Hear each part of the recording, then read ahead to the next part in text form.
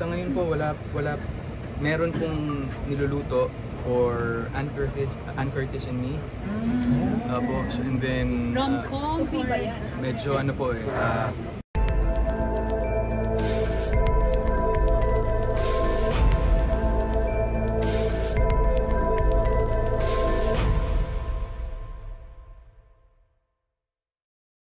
So sino pa sa mga local stars natin ang gusto mong makasama? Aside from Catherine, si Julia, si May, na mga nakasama mo na.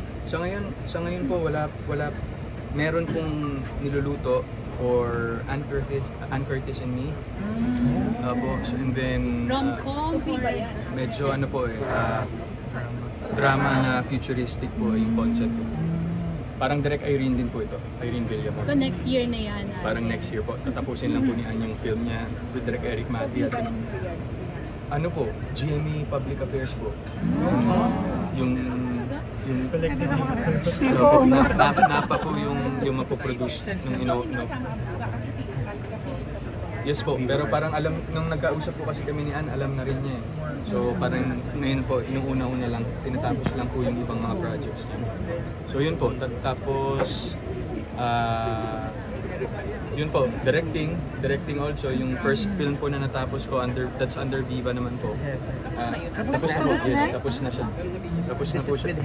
That's with Heaven. Next year po ito for streaming po siya. Well, yun nga ayoko pa nga, hindi ko po kasi nasabi kasi ang lumalabas po online is Out of Order, but right now it's just the working title for the film, pero we'll see kung ano pong advice ni Boss Vic natin sa Saan na streaming platform? Ang sabi po sa akin, not on Viva Max. So, kinumit naman po ng Viva sa atin yun. So, it's either Netflix or Amazon. Doon yung pinag-ibig. Kasi for sure, Alden, kung Viva Max,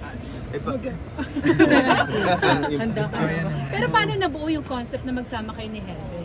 Well, kasi when we proposed po to Viva Line Production, they said yes, and then parang they gave us full control po to do everything. So, scripting, sa cast, saan i-shoot, and then nung sinabi ko po na ako yung unang ako po yung magdi-direct nito, pumayag rin po sila.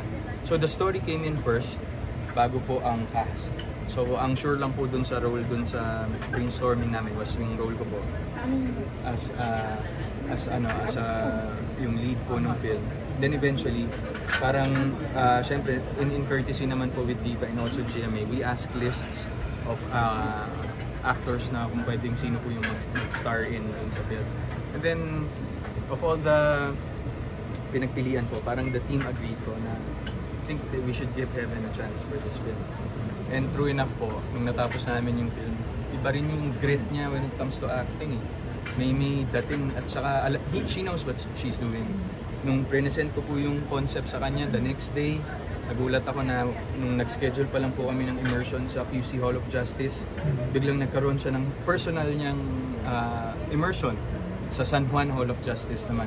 So I mean, yung ganun class, we need actors like that po kasi yung talagang pinagtutuunan ng pansin yung proyekto at saka hindi lang tinatrato to as fly-by-night projects. So